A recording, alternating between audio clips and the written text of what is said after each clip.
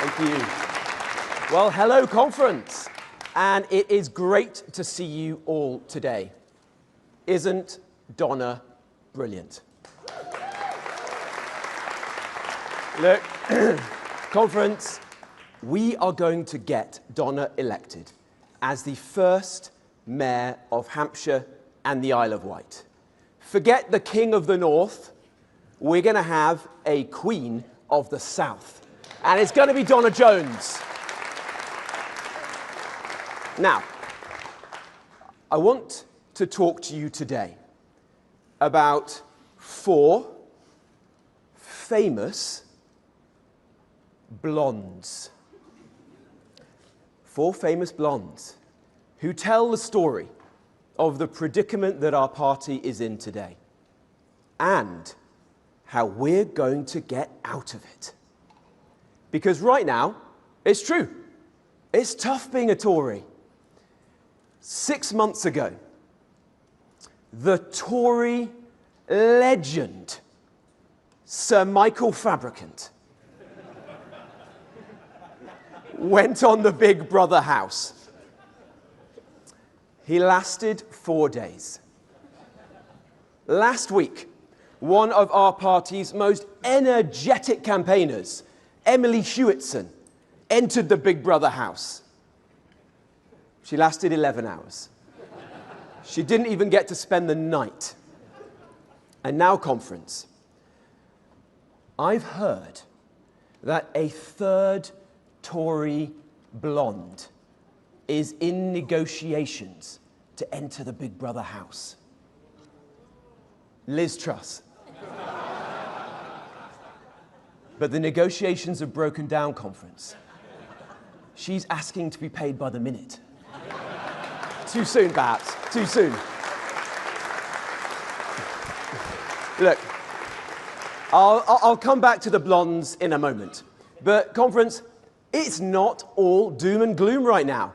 Last month, I received some good news, courtesy, surprisingly, of Angela Rayner. Keir Starmer's emergency reshuffle, otherwise known as, remember, Phase 2. Anyone remember that? Well, I think Keir Starmer would like to forget it as well. Anyway, it led to a great privilege for me. I now shadow a new Justice Secretary, David Lammy. Now, David Lammy has a somewhat checkered past. You might recall his appearance on the BBC's Celebrity Mastermind. David Lammy, Celebrity Mastermind. You do not need to be a lawyer to know that that is a violation of the Trade Descriptions Act.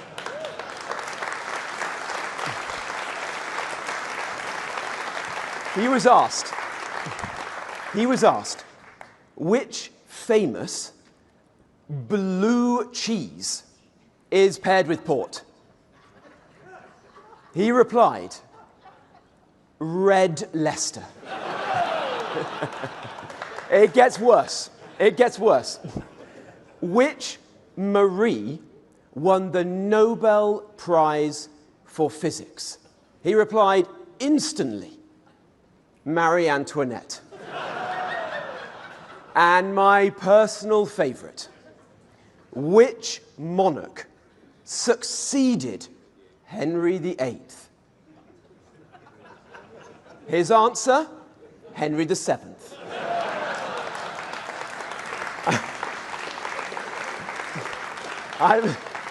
I'm not sure Mastermind was the show for David. Perhaps he could try Pointless. He would work as both a contestant and an answer. But look, in all seriousness, it is great to be here in Manchester, in the proud, historic city of Manchester, a city that has given our country so much, but which has also suffered great tragedy. Most recently last week, when Heaton Park Synagogue was attacked. It was an attack on all of us. Thoughts and prayers, yes, absolutely. But I don't know about you, but I'm fed up with platitudes. We've had enough of those, haven't we? I believe in justice and action. Whilst other parties have waxed and waned, I am so proud that our party, the Conservative Party, has always stood with our Jewish community. And under Kemi's leadership, I know we always will.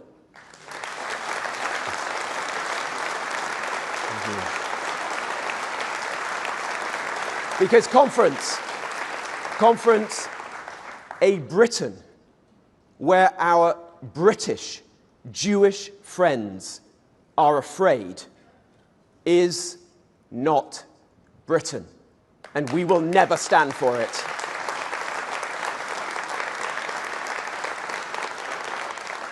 Now, next year is the 30th anniversary of another devastating attack on Manchester. The IRA unleashed the biggest bomb to explode in England since the Second World War. In more recent times, long after the Troubles ended, IRA members used so-called human rights laws to sue the British government for compensation, while dragging our soldiers through the courts. To stop this injustice, the last Conservative government passed the Legacy Act. We took the side of our brave servicemen, the side of the victims, and above all, the side of the decent people of Britain. We refused to give in. That is something everyone in this room should be truly proud of.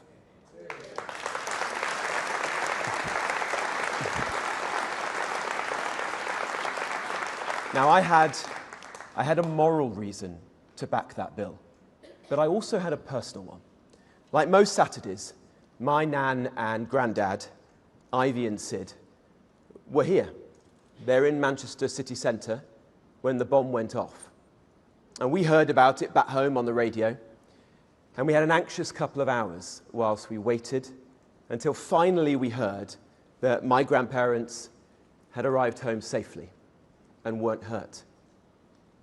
Fast forward to today, and elderly veterans who risked their lives to protect us from terrorists like those who bombed this city face spending their dying days being dragged through the courts. Why? Because Labour wants to repeal our Legacy Act. It is shameful. Let that sink in. The last generation's heroes betrayed by this generation's sellouts. It's not right. It's not justice. And conference, never on our watch.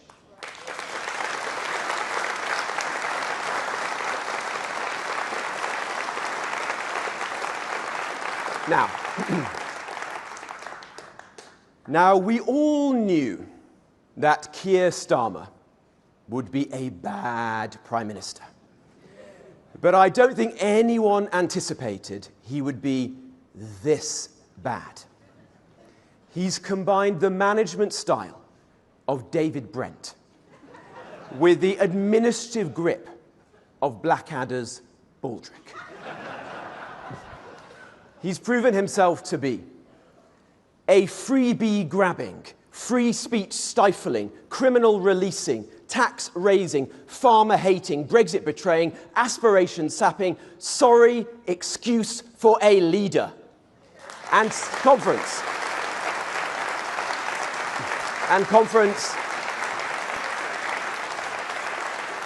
this is someone who makes a hole in the air look substantial.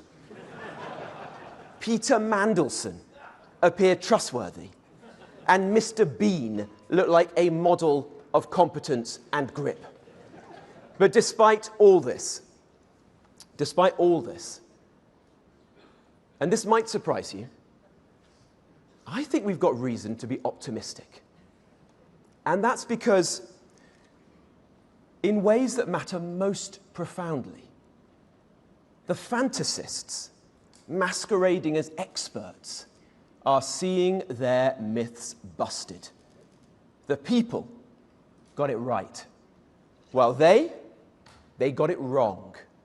Wrong on mass migration, wrong on free speech, wrong on net zero, wrong on two-tiered justice. Make no mistake, the old order, it's collapsing. For too long, the chattering classes drowned out the voice of the people. Our job, conference, is to make sure that the people's will prevails. But it won't be easy. It won't be easy. Because right now, the gap between the government and the governed is wider than ever before. Ladies and gentlemen, let me give you one example of that great gulf. I present to you the Attorney General, Richard Hermer. Like one of those infamous mafia lawyers of yesteryear, Hermer always chose a particular type of client. Shamima Begum, Osama bin Laden's right-hand man, terrorists involved in 7/7. Since taking office, the advice we're told Lord Hermer has given to Starmer and his cronies, like to give away the Chagos Islands to an ally of China and to pay billions of pounds for the privilege. In each and every one of these incidents, he's wasted no time establishing himself as a useful idiot for our enemies. His rise symbolizes the central truth of Keir Starmer's government. Labour is just not on Britain's side. Why on earth? Why on earth, thank you, why on earth would Britain's Attorney General change the law to enable our country's enemies to sue the very government that he represents? Well, it makes more sense when you realise that another of Lord Hermer's old clients was, you guessed it, Gerry Adams. Gerry Adams. Not long ago, a man with his past would have had no place in mainstream politics. Now he sits around the cabinet table and he influences the biggest decisions about our country. The same cabinet table that the IRA tried to blow up in 1991. Shame on him, and shame on the man who appointed him.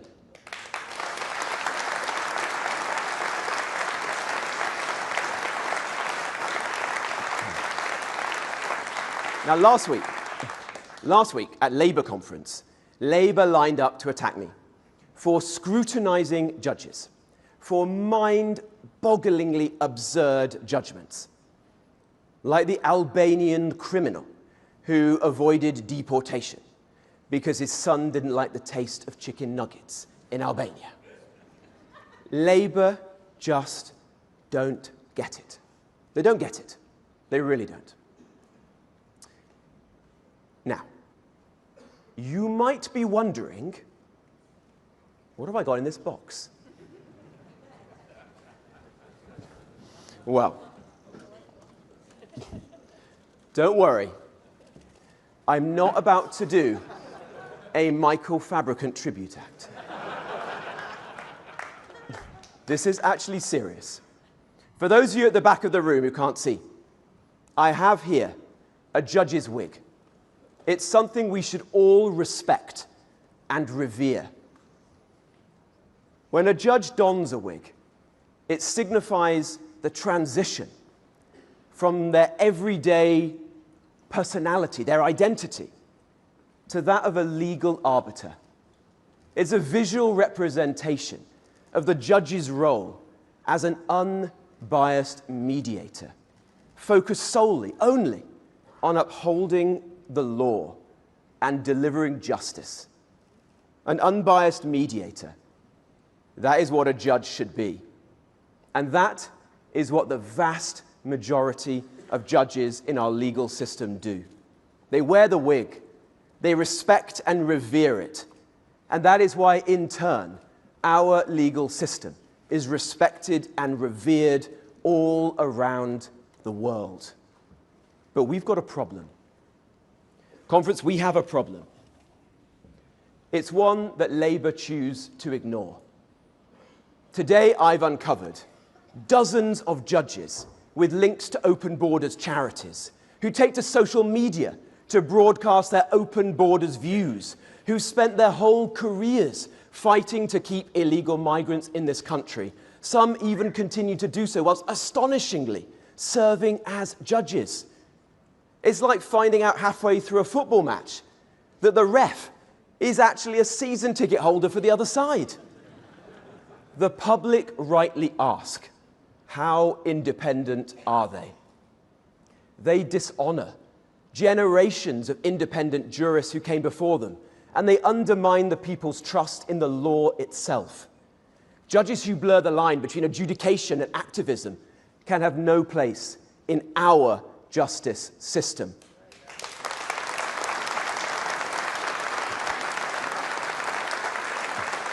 Which is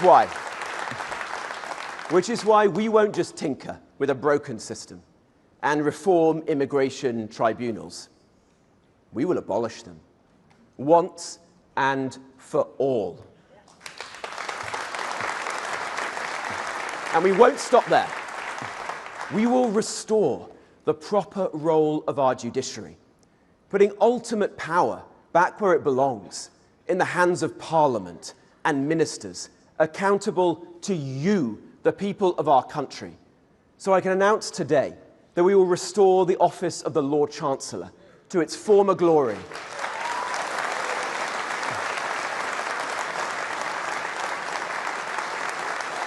We will reverse the constitutional vandalism of Tony Blair and New Labour. The Lord Chancellor will once again appoint the judges. No more quangos.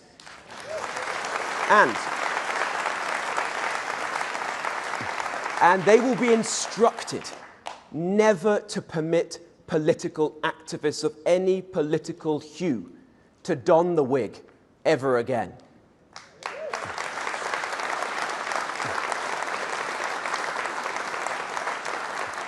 They will also be responsible for issuing new sentencing guidelines. The two-tier sentencing council is not fit for purpose, so it must be abolished altogether. Never again will this country and our people face the prospect of two-tier justice under two-tier care. Every single person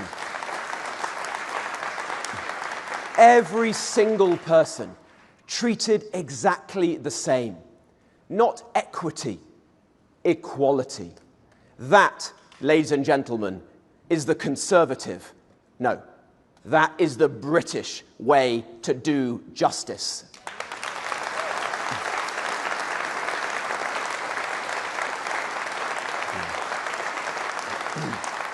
Now, I know you are all wondering, who's the fourth blonde that I mentioned at the beginning? The one who will point the way to how we recover the fortunes of our party. Is it Margaret Thatcher? Not this time. Is it Boris Johnson? No. Lord Heseltine. Bear with me. As you can imagine, Michael Heseltine and I do not agree on everything. But he told me that when he was a young man in opposition back in the 1970s under Margaret Thatcher, he would wake up every morning and he'd ask his wife, how am I going to fight Labour today? And at the end of the day, he would lie in bed again and he would ask his wife, well, he obviously wasn't a very romantic man. Tomorrow, how am I going to fight Labour? Now, I don't say that to my wife in bed. But I do think it.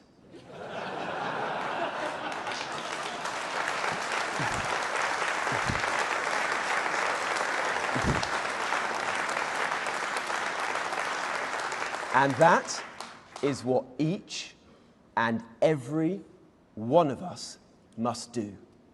Fight this failing Labour government. Fight for the future of our country. And when we fight, we win. Like forcing Sadiq Khan to go after those fare dodgers who blight the capital, stopping two-tier sentencing rules and guidelines, and ensuring there is equality before the law for everyone. And most importantly, led by Kemi, shaming the Labour government to ensure there is a full national inquiry into the rape gang scandal. Don't let anyone tell you that opposition is pointless. It matters. And right now, with this government, it matters more than ever. And conference, your support matters too. To the door knockers, the pavement pounders, the envelope stuffers, the tweeters, the TikTokers, the members, the councillors across the length and breadth of this country. Let me say to you, each day, in all kinds of ways, you are getting things done, far away from the wood-panelled corridors of Westminster. I say thank you. Thank you for everything that you are doing. You are making our country a better place. And please, though it may feel tough, don't ever forget what you are doing for all of us right now. Thank you. Now we all know that feeling when you've eaten too much and you simply think, enough. As those of you who've known me for a while will know, I used to feel that a lot more than I do today. But speaking to people out in the country, I think the British people are using that same word, enough. Enough of being overlooked. Enough of being treated like fools. They see it, don't they? When they watch freeloaders brazenly walk out of shops laden with goods they haven't paid for. They hear it when morons blast music in public places with utter disregard for others. And they feel it when they see the police ignore all these things, yet find time to knock on someone's door and scold them for a post on social media. Dismissed, derided, demeaned for so long. The British people are patient and they are tolerant, but only up to a point. They've had enough. Now, I've read countless stories about how talented young people are abandoning the UK. They're emigrating to Dubai or Singapore or Australia, and not just because of the weather. Conference, this is my message to you. We may be a little bit down, but our country is not out, because there is a better way. There is so much good in our country that's worth fighting for. We've got so much to cherish about who we are. Blue remembered hills seen from black country towns, big skies over the flat acres of Nottinghamshire, the best farmers, food and drink, beer in the world, from Aberdeen Angus steaks to Hawkstone lager, a love of pubs, our love of animals, the common law, jury trials, a royal family so admired that they make the most powerful man in the world go weak at the knees, a military that has defeated every force on the planet, the roar of the crowd at Twickenham as the Red Roses beat the Canadians, or Chris Wokes, arm in a sling, goes out to bat at the Oval, the quiet kindness of our hospice movement, the millions of volunteers whose helping hands and broad shoulders make our society strong, the spirit of builders, of makers, of doers, of givers. These are the reasons our hearts swell when we think of Britain. I see it, conference, and so do you.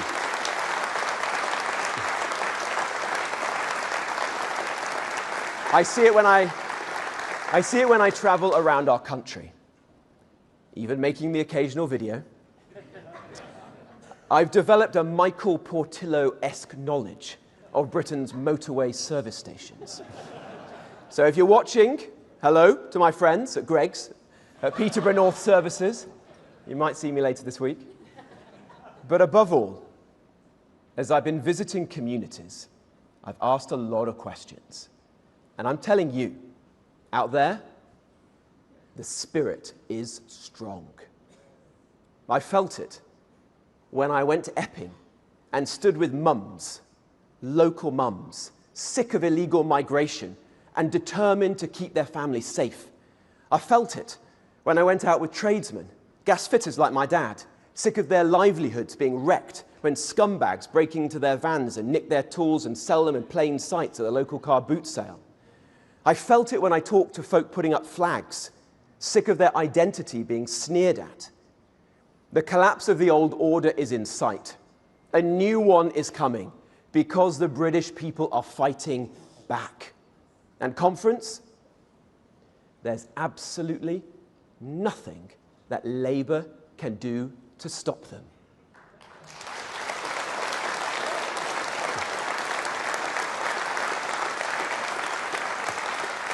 The only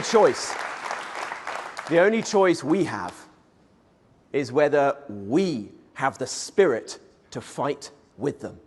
Are we going to quit when the going gets tough?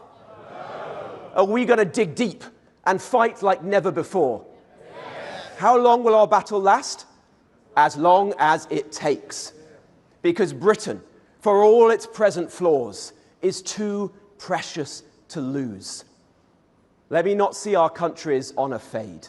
Let us see our land retain her soul, her pride, her freedom. Conference, every tide turns. I can feel Britain's fortunes turning. So let's pick ourselves up. Let's dust ourselves down. Let's draw on Britain's greatness to make it greater still. Let's fight for a better future. Let's build this new order. Let's take our country back. Thank you, conference. Thank you.